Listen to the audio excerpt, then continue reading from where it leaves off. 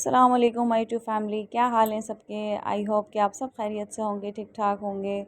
और यहाँ सुबह का आगाज़ हो गया है और जी आज मशीन की तैयारी थी, तो लिहाजा उठते के साथ ही जो है और कामों से नमाज़ कुरान से फ़ारिग होके और फिर जो है मुझे सबसे पहले मशीन का होता है कि मैं मशीन लगा लूँ, ताकि फिर ये होता है पौने 6 बजे लाइट आती है, तो फिर अगर मशीन लगा लेते हैं तो पौने 8 तक जो है वो लाइट जाती है, तो 2-3 चक्कर तो आराम से निकल जाते हैं। तो लिहाजा इसलिए मेरी कोशिश होती है कि मैं उठते के साथ ही पहले मशीन स्टार्ट कर लूँ और फिर बाकी काम चलते रहते हैं। यहाँ मैं किचन में आ गई थी और जो है मैंने नाश्ता बनाना शुरू कर दिया और जी साथ साथ नाश्ता भी चल रहा है और मशीन भी देखती रहती हूँ, चक्कर निकालती रहती हूँ, कपड़े और फिर डालती रहती हूँ। 15 मिनट का राउंड होता है मशीन का, तो मैं घुमा के आ जाती हूँ और फिर अपना दूसरा काम कर लेती हूँ। यहाँ मैंने नाश्ता भी रेडी कर लिया था, क्योंकि आज बच्चों को जाना था सबको कहीं ना कहीं, तो मैंने सबका ही नाश्ता रेडी कर लिया था। तो मैं जल्दी उठ गई थी, तो इसलिए पहले मैंने नाश्ता किया, उसके बाद जो है फिर वो बच्चे नहा धो के अपने कपड़े वपड़े चेंज करके नाश्ता करते रहते हैं। तो बस इसी तरह से जो है वो सारे काम साथ साथ चल रहे होते हैं जिस दिन मशीन लगती है। तो मैंने यहाँ फिर नाश्ता करके डस्टिंग वगैरह स्टार्ट कर दी थी, ताकि जो है वो जल्दी जल्दी काम भी साथ साथ होता रहे और फिर जो है कपड़े फिर खंगालने का टाइम हो जाता है। तो मैं ये करती हूँ कि निकाल निकाल के रख लेती हूँ और फिर जो है जब दोपहर के खाने से फ़ारिग हो जाती हूँ, तो फिर आराम से जो है अपने कपड़े खंगाल के फिर सुखा देती हूँ। या मैंने बेडशीट वगैरह भी उतार ली थी।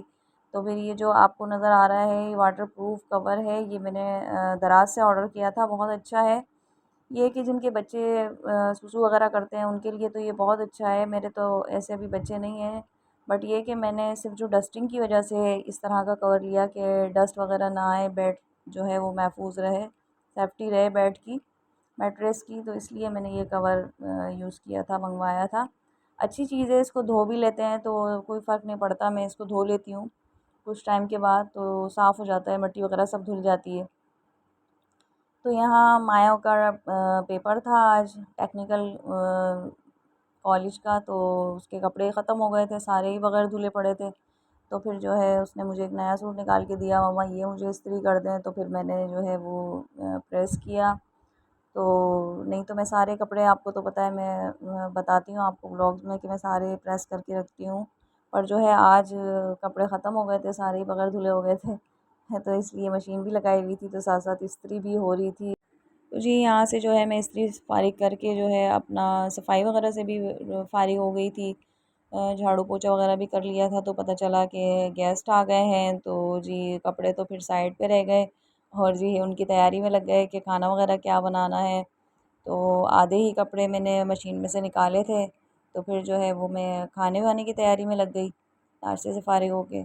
और फिर जो है मैंने नहारी बनाई, चावल वगैरह बनाए और जो है बस एहतमाम किया कि खाने वाने का। उसके बाद फिर जब हम फ़ारिग हो गए खाने वगैरह से, तो फिर जो है मैंने अपने कपड़े खंगाल के और फिर सुखाए और फिर जो आधे रह गए थे वो नेक्स्ट डे के लिए छोड़ दिए कि चलें फिर नेक्स्ट डे दोबारा से कंटिन्यू करेंगे मशीन, ये तो अपने हाथ का काम है। तो जो इसी तरह से बस मशीन के कपड़े निकाल रही थी। और जब आप मशीन कंटिन्यू करते हैं, उसमें सरफ़ वगैरह डालते हैं, तो जो नींबू यूज़ किए हुए होते हैं, आप वो नींबू उसके अंदर लेमन जो कहते हैं जिन्हें, वो 2-3 लेमन डाल दिया करें। जो यूज़ किए हुए होते हैं उन्हें धो के रख लिया करें, तो उससे जो है बहुत फ़र्क पड़ता है। ब्लीच का सा काम करती है वो जो लेमन होते हैं। तो कपड़ों के दाग धब्बे वगैरह ख़त्म हो जाते हैं उनसे। मैंने भी ये ट्राई किया था, मुझे किसी ने बताया था, बहुत अच्छा जो है कि। और यहाँ जो निहारी बनाई थी मैंने, खाना भी तैयार हो गया था। तो खाना वाना खा के जी फ़ारिग हो के फिर मैं कपड़ों से भी फ़ारिग हो गई थी, आधे कपड़े मैंने छोड़ दिए थे। तो ये जो भी जेंट्स के कपड़े होते हैं वो मैं इसी तरह से जो है शलवार कमीज़ मिला मिला के जो है ना इस बास्केट में रख देती हूँ। और फिर प्रेस में मुश्किल नहीं होती है, एक एक सूट निकाला और जो है ना इस्त्री करते गए, प्रेस में बहुत आसानी होती है। तो सारे जेंट्स कपड़े जो थे वो तो वॉश हो गए थे, और जो अब नेक्स्ट डे था उसमें जो है वो सारे लेडीज़ कपड़े थे, मेरे अनु के चादरें वगैरह जो मैंने दी उतारी थी वो थी। तो दोबारा से कंटिन्यू की मशीन, और जो है दोबारा से सारे जो बचे कुचे थे वो धुल गए कपड़े। तो मशीन भी थोड़ा सा मसला कर रही है, इसको भी रिपेयर के लिए भेजना है। तो ऊपर बहुत ज़्यादा सख्त धूप थी, जो कपड़े सूख रहे हैं, थोड़ी देर ही में खड़ी हुई तो ऐसा लग रहा था कि बहुत ज़्यादा सर को जला देगी, बहुत ज़्यादा सख्त धूप थी। तो लिहाजा सारे कपड़े उतार के नीचे ले आई। फिर जो है वही पकाने का स्टार्ट हो गया कि क्या पकाएं। तो फिर जो है मैंने कपड़े वगैरह उतार के और फिर जो है अरवी की तैयारी की, अरवी वगैरह छीली। तो मैंने फिर यहाँ पर जो है अरवी बनाई थी, चावल बनाए, और जो है देखा तो आटा नहीं था। फिर आटा हमारा चक्की पे जाता है पीसने के लिए, तो लिहाजा फिर आटा मंगवाया। तो आटा मंगवा के फिर मुझे तकरीबन 3 से 4 बज गए थे नेक्स्ट डे। तो लिहाजा बहुत अच्छे से हो गया 2 दिन तक। बट आपको ये पसंद आया हो तो प्लीज़ लाइक और शेयर ज़रूर कीजिएगा, और मुझे ज़रूर बताइएगा आप लोग कितने दिन में मशीन लगाते हैं। मैं तो तकरीबन हफ़्ते में या 8 दिन में 10 दिन में ऐसे लगा लेती हूँ मशीन। तो जो है आप लोग भी कमेंट्स में बताइएगा ज़रूर। और ब्लॉग पसंद आया तो लाइक शेयर ज़रूर कीजिएगा, और मेरे चैनल को भी सब्सक्राइब कीजिएगा। मुझे दुआओं में याद रखिएगा, अपना बहुत सारा ख्याल रखिएगा।